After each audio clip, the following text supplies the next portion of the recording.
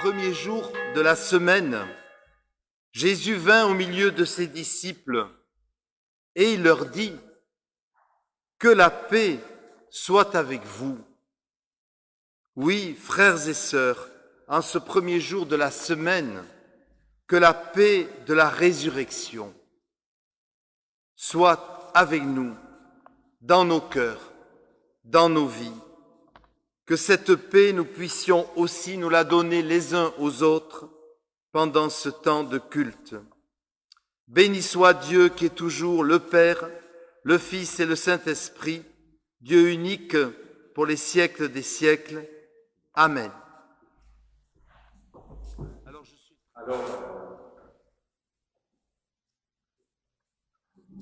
Maintenant, nous chantons, dans nos églises, nous chantons les psaumes. Et les mélodies de psaumes sont originaires de la France. Donc, nous dire chanter un psaume en français, en fait, les mélodies que vous nous avez données, vous les Français. Alors, ce sera le psaume 130.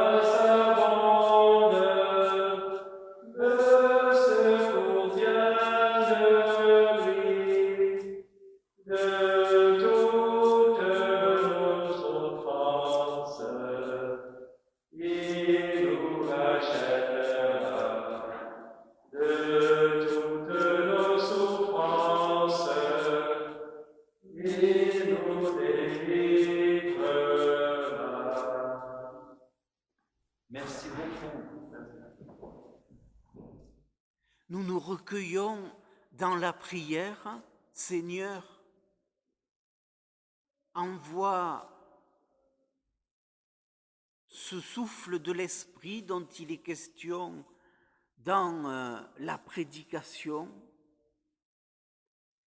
que cette parole soit renouvelante et vivifiante. Au nom de Jésus, Amen.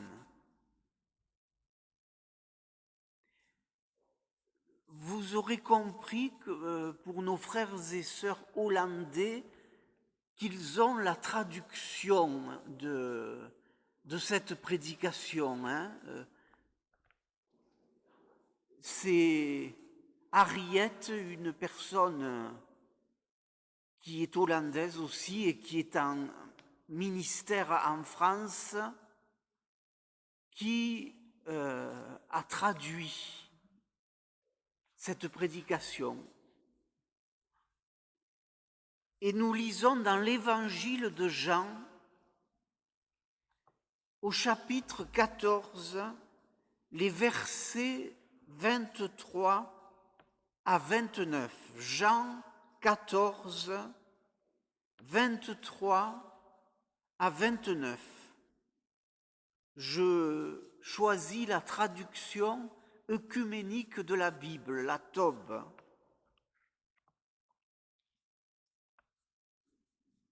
Jésus dit, « Si quelqu'un m'aime, il observera ma parole, et mon Père l'aimera. Nous viendrons à lui et nous établirons chez lui notre demeure.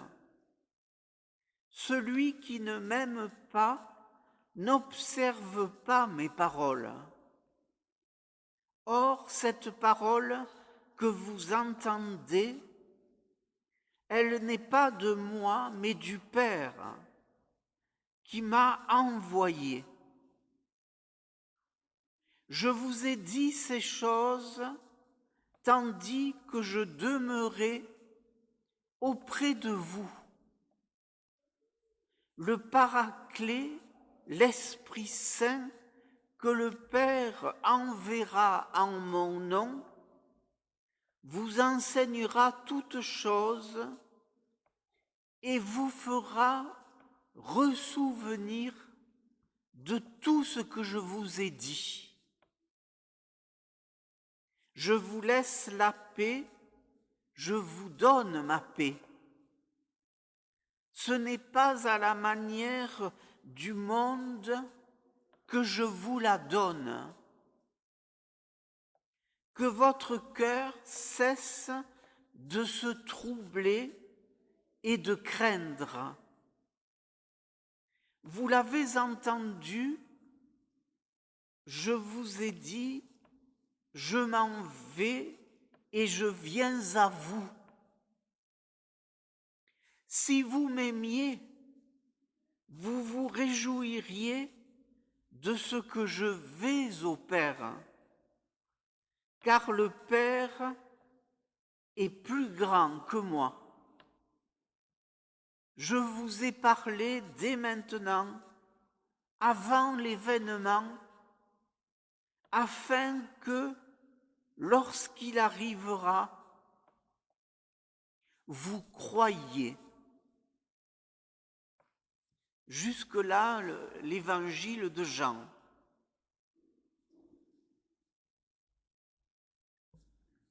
Comment survivre à l'absence? Telle est la question à laquelle Jésus veut répondre. Lui qui vient d'annoncer aux disciples sa mort et son départ prochain. Oui, comment survivre à l'absence? Et qui d'entre nous ne s'est jamais posé cette redoutable question, qui nous laisse alors comme à bout de souffle, ratatinés sur nous-mêmes? Oui, comment survivre à l'absence? Chacun y répondra à sa manière, mais la réponse du Christ, elle, se faufile jusqu'à nous à travers les mots de l'Évangile, en gardant sa parole et en se laissant par elle habiter. Se laisser habiter par une parole qui se fait souffle, une parole donc d'abord à garder, dit le 4e évangile. Le mot grec signifie osciller, préserver, entretenir. Ainsi, nous sommes convoqués à être les gardiens d'une parole. Attention, ici un piège nous guette. Gardiens, pas à la manière des gardiens de musée, non, mais gardiens d'une parole vivante et vivifiante, qui vient redonner souffle à nos vies, si souvent à bout de souffle. Gardien du souffle, d'un nouveau souffle possible. Une parole ensuite qui ouvre à une autre habitation de nous-mêmes que par celle du deuil ou du désespoir. Car en vérité, la question, peut-être la seule qui vaille, est qu'est-ce qui nous habite? Qu'est-ce qui nous anime? Je ne sais pas vous, mais personnellement, il m'arrive de désespérer devant ce monde qui semble si souvent en proie à la folie et au chaos. En termes de chaos, on pourrait évoquer cette théorie surnommée le jour du dépassement, théorie qui considère que l'humanité a consommé l'ensemble des ressources naturelles renouvelables pour l'année 2019, déjà depuis le 30 juillet. Si toute l'humanité consommait autant que les Français, il faudrait par an 2,7 planètes comme la Terre pour couvrir l'ensemble de nos besoins. Plus impressionnant, il faudrait par an 5 planètes si la population mondiale vivait comme les habitants des États-Unis. Selon l'organisation non gouvernementale qui dirige cette étude, le jour du dépassement survient de plus en plus tôt depuis 1970, quand il se situait encore au 29 décembre. Désespérés donc, disions-nous, devant ce monde qui semble si souvent en proie à la folie et au chaos. Mais l'Évangile nous propose alors de refuser cette version du monde, non pas refuser le monde, car Dieu, lui, aime le monde, mais refuser cette vision du monde, oser faire avec elle sécession, c'est-à-dire dire non, mais pour pouvoir consentir à une autre alliance, c'est-à-dire à discerner ce qu'il y a d'humain, fût-ce au cœur d'un monde inhumain, et nous laisser habiter par cet autre regard possible, qui ne vient pas de nous, mais qui est un don, le don même du Christ, le regard que Dieu pose sur le monde. Ainsi, le jour du dépassement que nous évoquions pourrait devenir le jour d'une espérance toujours possible. Cette transformation du regard, c'est l'œuvre par excellence de ce souffle divin qui vient aussi redonner souffle à nos vies à bout de souffle. Un souffle qui se fait défenseur de l'humain, quand bien même tout nous semblerait déshumanisé.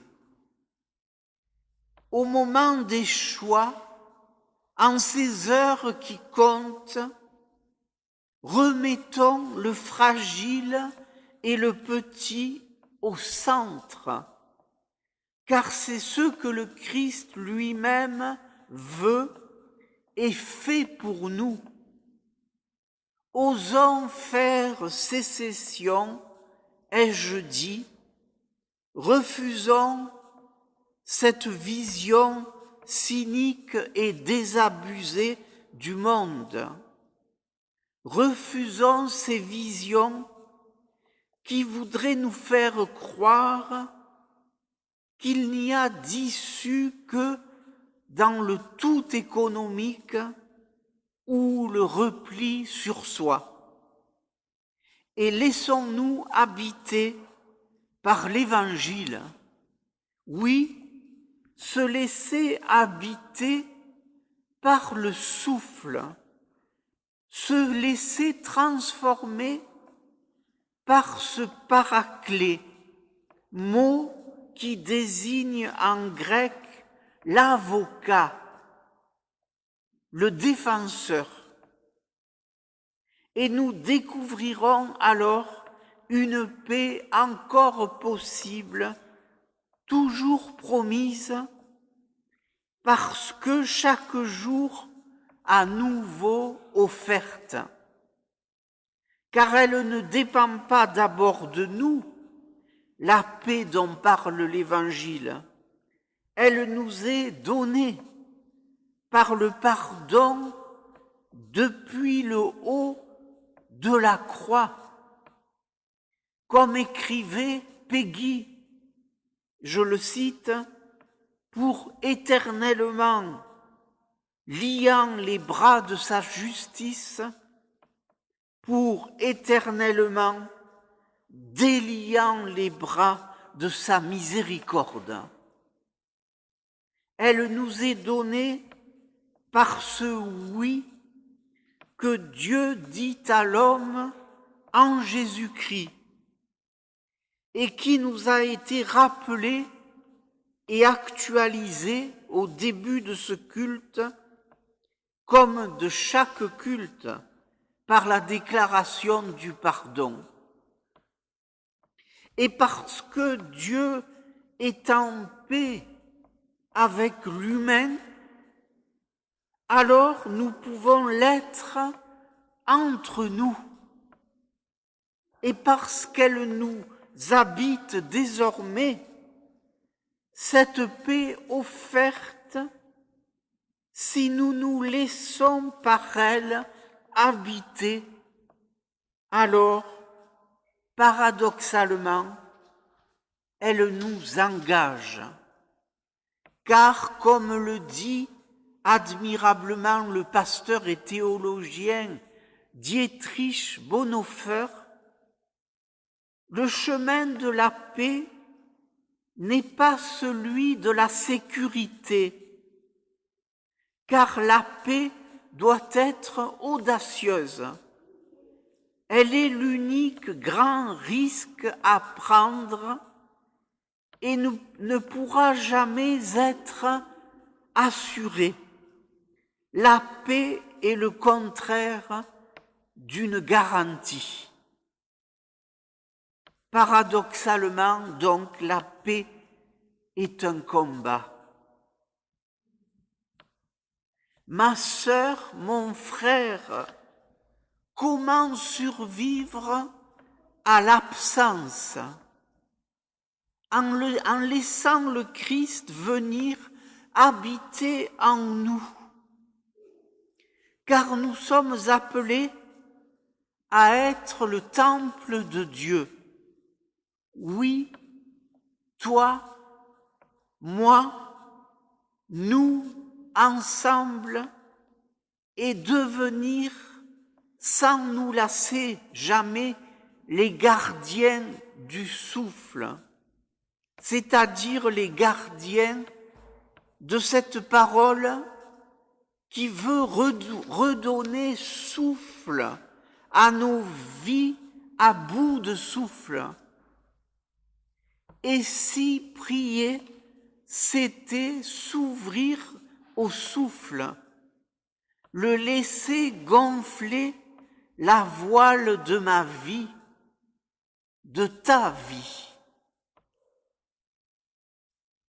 Une chose encore, comment garder ce recevoir? Vous demandez-vous peut-être. D'abord, par un certain évidement de nous-mêmes.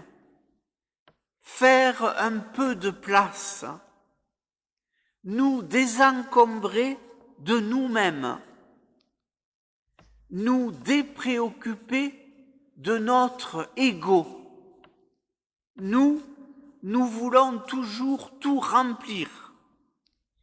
Mais comment le souffle pourrait-il habiter en nous si nous ne lui laissons pas le moindre espace?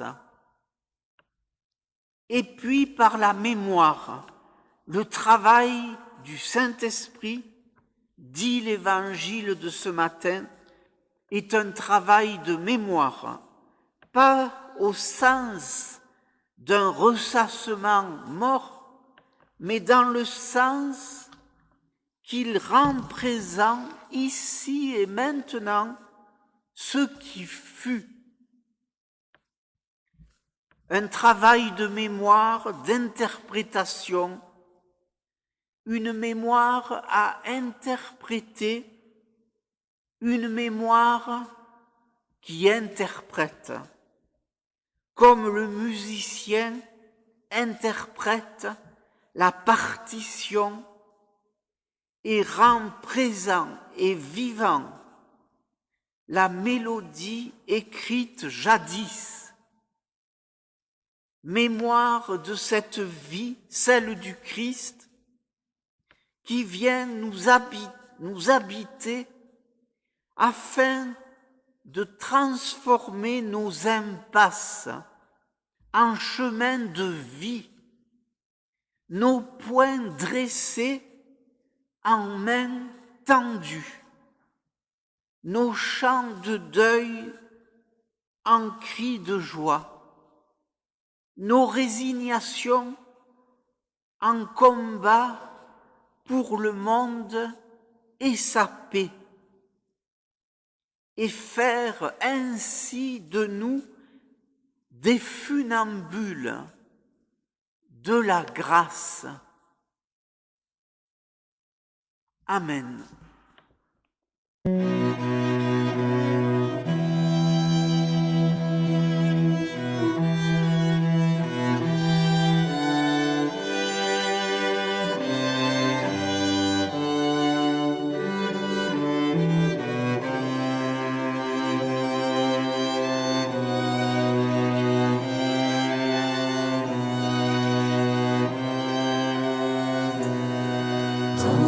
Obscurité, allume le feu qui ne s'éteint jamais, qui ne s'éteint jamais. Dans nos obscurités, allume le feu qui ne s'éteint jamais, qui ne s'éteint jamais. Dans nos obscurités, allume le feu qui ne s'éteint jamais, qui ne s'éteint jamais. Dans nos obscurités, allume le feu qui ne s'éteint jamais, qui ne s'éteint jamais. Dans nos obscurités.